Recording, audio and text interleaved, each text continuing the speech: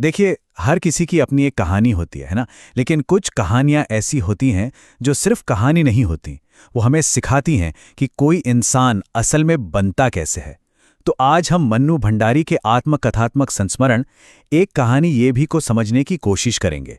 ये बस एक लेखक की कहानी नहीं है, बल्कि ये कहानी है एक व्यक्तित्व के गढ़ने की, उसके बनने की।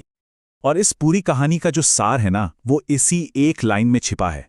ये जो विचार है, यही इस संस्मरण की आप कह सकते हैं रीढ़ है।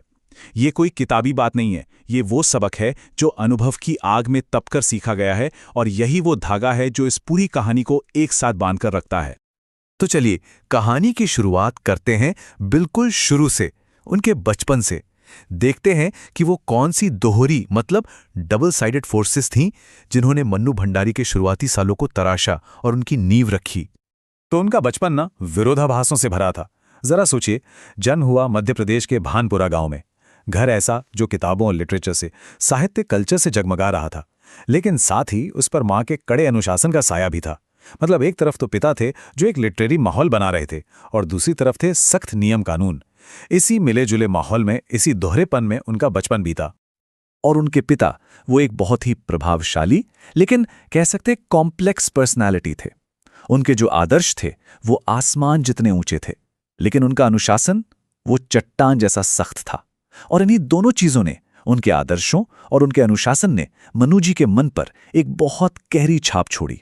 एक ऐसी छाप जिसने उनके पूरे भविष्य की नींव तैयार कर दी। उनके पिता का जो असर था ना, वो एक तरह से दो धारी तलवार जैसा था।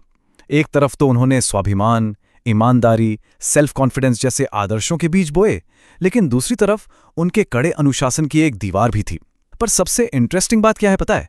कि इसी सख्ती ने, इसी अनुशासन ने उन्हें अंदर से एकदम फौलाद बना दिया और अन्याय के खिलाफ आवाज उठाना भी सिखाया।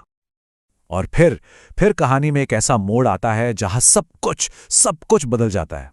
वो जो स्थिर और सुरक्षित बचपन था ना, वो अचानक कांच की तरह टूटकर बिखर गया। एक ही पल में उनकी पूरी दुनिया बदल गई। ये जो तबाही थी, वो एक के बाद एक आई। सबसे पहले एक बहुत बड़े फाइनेंशियल क्राइसिस ने परिवार की कमर ही तोड़ दी। उसके ठीक बाद पिता की मृत्यु हो गई, और परिवार का जो सहारा था वो भी छिन गया। बस इसके साथ ही उनके जीवन का पूरा ढांचा ताश के पत्तों की तरह बिखर गया। एक मुसीबत दूसरी को खींच कर ला रही थी। जरा सोच कर देखिए, उनके जीवन की जो पूरी बुनियाद थी वही हिल चुकी थी, और उसकी जगह ले ली थी मुश्किलों और अनसर्टेनिटी ने। ये सिर्फ पैसों की तंगी नहीं थी, ये एक तरह का इमोशनल और प्रैक्टिकल भूचाल था जिसने उन्हें हमेशा हमेशा के लिए बदल कर रख दिया। लेकिन कहते हैं ना कि इंसान टूटने के बाद ही खुद को गढ़ता है। तो अब हम कहानी के उस हिस्से में चलते हैं जहां हम देखेंगे कि उन्होंने इन मुश्किलों का सामना निराशा से नहीं, बल्कि हिम्मत और जबरदस्त मेहनत से किया, और कैसे उन्होंने आत्मनिर्भरता की राह पर खुद को फिर से खड़ा किया। तो उन्होंने अपनी जिंदगी को फिर से बनाना शुरू किया, बिल्कुल एक एक कदम करके। पढ़ाई भी चल रही थी और साथ में छोटी मोटी नौकरियां भी कर रही थीं ताकि गुजारा हो सके। फिर उन्होंने ट्यूशन पढ़ाकर अपने खर्चे निकालने शुरू किए, और धीरे धीरे धीरे उन्होंने अपने जीवन की पूरी जिम्मेदारी अपने कंधों पर ले ली, और वो बन गई सेल्फ रिलायंट, आत्मनिर्भर। और सबसे कमाल की बात तो ये है कि इसी मुश्किल दौर की राख से उनके लेखन का जन्म हुआ। और सच पूछिए तो यही इस कहानी का सबसे बड़ा सबक है। वो जो मुश्किलें थीं, वो सिर्फ रुकावटें नहीं थीं, बल्कि वो औजार थे, वो टूल्स थे जिनसे उनकी ताकत और उनके कैरेक्टर को तराशा गया।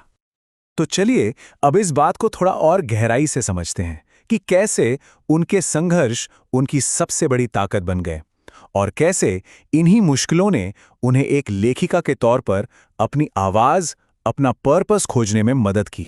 तो सवाल ये उठता है कि एक लेखिका बनी कैसे? देखिए, इसकी जड़ें तो उनके बचपन में ही थीं।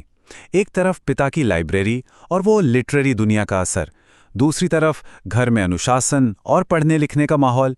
ये तो जमीन थी, और इस जमीन को सींचा किसने? उनके अपने अनुभवों ने, उनके जीवन के संघर्षों ने।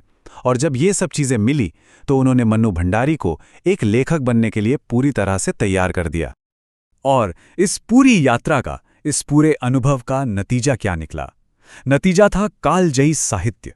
उनकी कलम से आपका बंटी, महाभोज और यही सच है जैसी जबरदस्त रचनाएं निकली। इन रचनाओं में समाज और रिश्तों की सच्चाई को बहुत ही बेबाकी से दिखाया गया है। एक तरह से ये सब उनकी अपनी जिंदगी की ही एक पावरफुल रिफ्लेक्शन है। तो चलिए अब इस पूरी कहानी के निचोड़ पर आते हैं, उन गहरे सबकों को समझने की कोशिश करते हैं जो इसमें छिपे हैं और जो शायद हम सबके काम आ सकते हैं। तो क्या सीखने को मिलता है हमें इस कहानी से? पहली बात कि मुश्किल हालात में हिम्मत कभी नहीं हारनी चाहिए। दूसरी बात कि संघर्ष ही इंसान के कैरेक्टर को निखारता है, उसे बनाता है। तीसरी, सेल्फ रिलायंस यानी आत्मनिर्भरता ही सबसे बड़ी शक्ति है। चौथी बात यह है कि सादगी और सेल्फ रिस्पेक्ट के साथ भी एक अच्छी जिंदगी जीना मुमकिन है।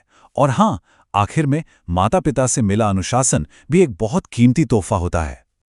तो आखिर में हम कह सकते हैं कि एक कहानी ये भी सिर्फ एक संस्मरण से कहीं ज्यादा है। ये तो रेजिलियंस और सेल्फ बिलीफ की यानी लचीलेपन और आत्मविश्वास की एक इंस्पायरिंग गाथा है। ये एक ऐसी कहानी है जो हमें सिखाती है कि इंसान किसी भी हालत से उभरकर खुद को दोबारा गढ़ सकता है। और अंत में एक सवाल जो हम सबको खुद से पूछना चाहिए कि जीवन के संघर्षों ने हमारे चरित्र को, हमारी पर्सनालिटी को कैसे शेप किया है, कैसे आकार दिया है? इस पर सोचिएगा ज़रूर।